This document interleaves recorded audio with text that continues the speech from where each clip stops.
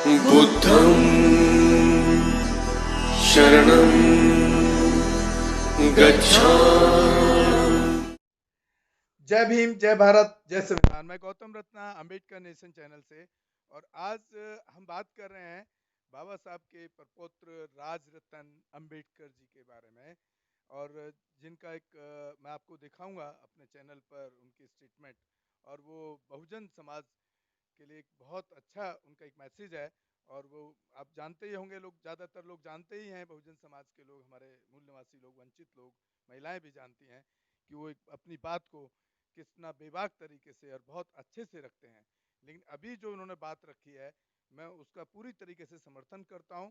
और बहुत अच्छे तरीके से उन्होंने बहुजन समाज की बात को रखा है, आगे बढ़ाने के लिए रखा है और लोगों को जागरूक करने के लिए रखा है। तो मेन जो सब्जेक्ट है उनका, मैं थोड़ा सा ज़रूर उसके बारे में मैं भी आपको बताना चाहता हूँ। उन्होंने कहा है कि भाई जितने भी SC ST सांसद हैं उनको हम इसलिए चुनकर भेजते हैं कि वो संसद में जाकर के हमारे समाज, बहुजन समाज, मूल निवासी, वंचित, महिलाओं, SC ST OBC माइनॉरिटी की आवाज़ को उठाएं। लेकिन वो वहाँ जाकर के उस आवाज़ को ना उठा करके उन पार्टियों के गुलाम बन जाते हैं।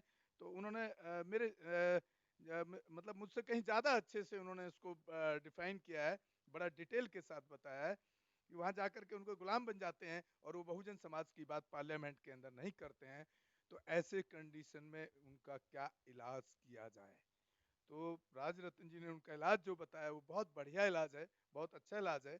और मुझे लगता है कि हर बहुजन समाज और मूल निवासी और वंचित समाज के लोगों को सोचना पड़ेगा, जब इस तरह के वो एक्टिविटी करने के लिए तैयार होंगे तभी इन जो ये सांसद और जो विधायक हैं और जो मंत्री बन जाते हैं, रिजर्वेशन का फ़ायदा उठा करके जो बाबा साहब ने रिजर्वेशन दिया, तो सीधा सीधा उन्होंने कहा है कि सबसे पहले हम ऐसे सांसदों की पिटाई करना शुरू करेंगे, ऐसे विधायकों की पिटाई करना शुरू करेंगे। उसके बाद जो सामान्य वर्ग के सांसद और विधायक हैं उनकी पिटाई का नंबर भी हम लगाएंगे। अदरवाइज तो या तो वो सुधर जाएं, बहुजन समाज की आवाज़ को पार्लियामेंट से लेकर के और मंत्रालय से लेकर के और बहुजन समाज के साथ न्याय करने का काम करें, नहीं तो हमें इस तरह के कदम उठाने के लिए मजबूर होना पड़ेगा। और मैं इसी के साथ आपको वीडियो आप देखेंगे हमारे चैनल की, उन्होंने बहुत ज़्यादा उसको और बहुत ज़्यादा उसको डिफाइन किया है, बहुत ज़्यादा क्लैरिफाई किया है कि क्या उनका एक्शन ऑफ प्लान होगा इसके तहत में। तो देखिए आप वीडियो। ये SC नहीं है, तो ये आरक्षण की क्या जरूरत है? नहीं है, बंद कर दो। हमारी तो मांग है, बंद कर दो। बाबा साहब की मांग है, बंद कर दो। बाबा साहब ने कहा था 10 साल के लिए दिया है, 10 साल के बाद बंद कर दो, बंद कर दो और हमको हमारा सेपरेट इलेक्ट्रेट दो। बाबा साहब ने सेपरेट इलेक्ट्रेट की मांग की थी। पहले बात मैं आपको क्लियर कर देता हूं, वो SC के सांसद नहीं है, वो रिजर्व होगी सीट SC के लिए। वो सांसद उस पार्टी के हैं जिस पार्टी से वो चुनकर आए हैं, इसलिए वो SC की आवाज नहीं उठाते, उस पार्टी की आवाज उठाते हैं। और यही है वो गांधी का पूना पैक्ट। ये बाबा साहब के SC के रिजर्वेशन से नहीं आए हैं, ये गांधी ने जो हमारे अधिकार छीन लिए ना, ये उसका नतीजा है और उसकी ये देन है जो इस तरह के एजेंट्स उसके ऊपर चले गए हैं। बाबा साहब इनको सांसद नहीं कहते, बाबा साहब इनको एजेंट कहते हैं कि ऐसे लोगों को वहां पर बिठाया दिया गया है जो आज SC के ऊपर अत्याचार भी हो ना तो उसके ऊपर आवाज तक नहीं उठाते। ये सिर्फ पार्टी के इशारों के ऊपर काम करते हैं। मोदी ने वहां से आंखें ऊंची कर दी तो यहां पर ये चुप हो जाते हैं। ये ऐसे लोग अंदर बैठे हुए हैं। आज राज्यसभा में वो पायल नाम की कोई एक्ट्रेस है, उसके ऊपर बलात्कार हुआ है या नहीं हुआ है, उसके लिए राज्यसभा में बैठा हुआ आदमी जो शेड्यूल कास्ट का होने का दावा करता है, वो गवर्नर को मिलने जाता है। वो लड़की जिंदा है। आज पायल हमारी मनीषा की हत्या हो जाती है, गैंगरेप हो जाता है, उसकी बॉडी को जलाया जाता है। क्यों? इस गवर्नर को मिलने की आप में हिम्मत नहीं है? तो ये कौन है? SC को आप इसको SC समझोगे? ये SC नहीं है।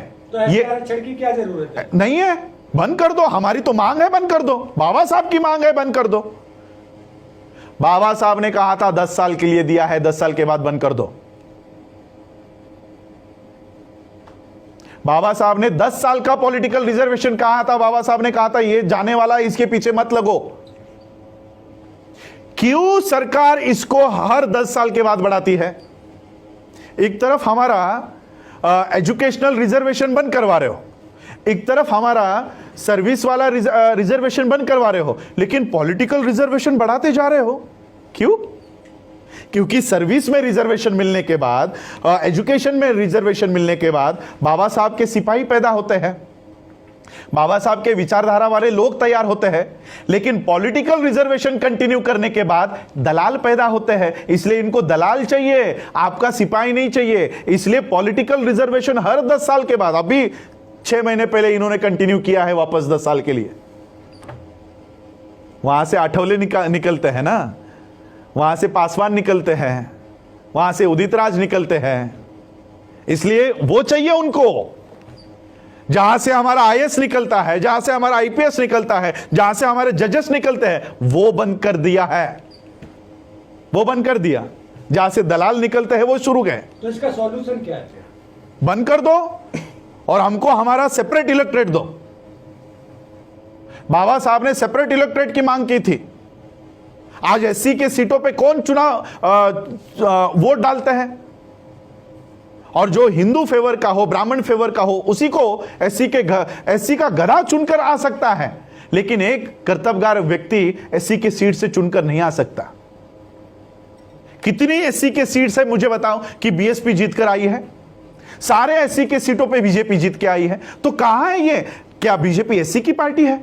क्या डिसीजन मेकिंग में एससी का कोई भी एक आदमी बीजेपी के उस बॉडी पर है? यानी एससी के जगहों पर किसका कब्जा है? बीजेपी का। क्या बीजेपी एससी की पार्टी है? क्या कांग्रेस एससी की पार्टी है? एससी की पार्टी कौन है? बीएसपी है।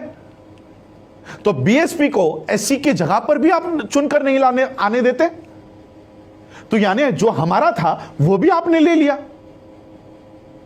बीएसपी हमारी पार्टी है, वहां से तो एससी के कैंडिडेट्स को चुनकर आने देना चाहिए था, वहां से भी बीएसपी को निकाल दिया। तो कहां रहा रिजर्वेशन? हमारा ये रिजर्वेशन नहीं है, रिप्रेजेंटेशन है। मुझे बताओ उस संसद में एससी का प्रतिनिधित्व कौन कर रहा है? मुझे बताओ। रिजर्वेशन छोड़ दो कि 30 सीटें आपके लिए रिजर्व है, रिजर्वेशन छोड़ दो, रिप्रेजेंटेशन की बात करो। कितने लोग एससी के ऊपर अन्याय हुआ, किसने इस्तीफा दिया? प्रतिनिधि कौन है? हमारा प्रतिनिधि।